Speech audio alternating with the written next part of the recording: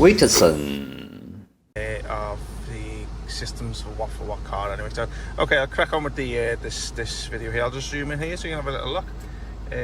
Now, questions we always get with these mini units, and unfortunately on these particular cars and these systems, you are going to have to deal with this here, which is the speedometer, the digital speedometer on the system, which is the KMH.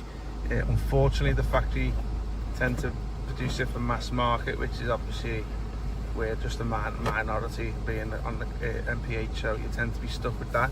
So the answer to that is obviously you would have to relate to the MPH behind the steering wheel, obviously to retain that feature. So I hope that answers that question here. The engineer is just fitting a rear camera to the system today, which obviously you just heard a bit of banging in the background.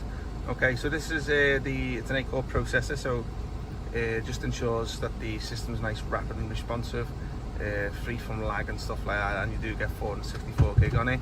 This is the home page here, which you can see is the Navi radio, music, Bluetooth and video.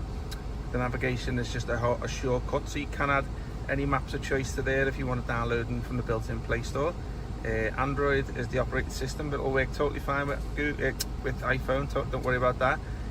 You got it's navigation homepage, so shortcuts here, so you can just basically add Google Maps, Waze, Copilot, whatever you want, just download it onto the system.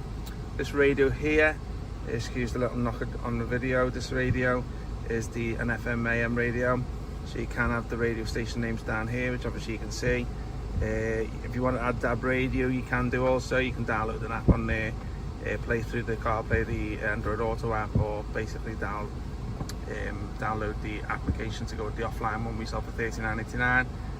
We can speak to you in due course. This music and video one here, so it does come with built-in inputs for USB cables. Obviously enough room to put them into your glove box, so if you want to put your movies and films and music albums onto a USB pen, you can play them through these apps here. See, it's not going to show anything at the moment because I say there's nothing in the USB, but that's just a little demo one there if you want to see the quality of the HD screen. That's just a little demo clip on there. It does work with the steering wheel controls. Just show you 1 second. Put on the radio. I'll just do the steering wheel controls 1 second. Okie doke, just get one there, as you can see. I'm just going to show you some more applications on here. You've got, let's have a little look. Okay, so you've got your music and video, you've got your Bluetooth, so obviously it's where you pair your phone to. Got full phone box support, or you can also stream your music from your phone too. Music and video, which is for playing movies and music from a pen drive. But you go into the application center here, as you can see it's nice, quick and responsive. I'll just go through the apps on here. So obviously you've got your App Store, which is, I think that might be unrelated to the Play Store, but I'm sure that app that is a bit further on through the pages. This one down here is your CarPlay and Android Auto app. So obviously if you've got an Apple phone, it'll bring your CarPlay and apps from your phone, and as it will to Android and Android Auto. This one here is a mirroring cap.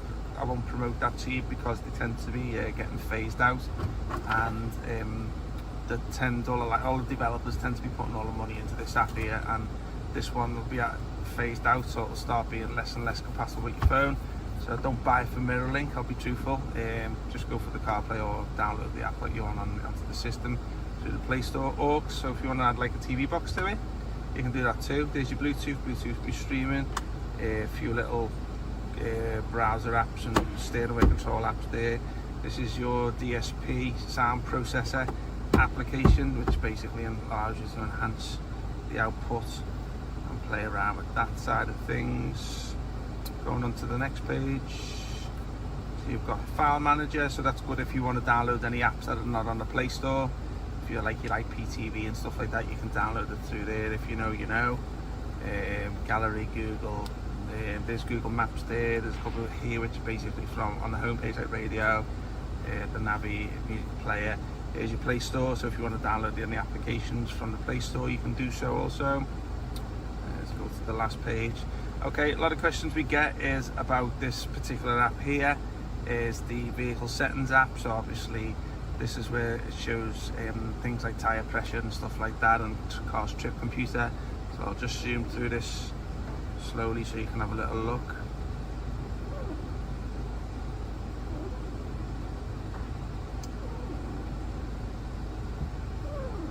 you go.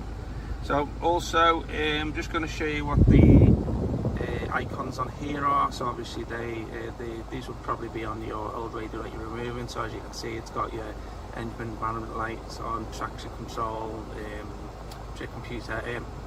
cruise control should I say, sorry, and down below is your fuel consumption. That's obviously what you'd normally expect. So okay, so I'll bring it to an end today. WITSON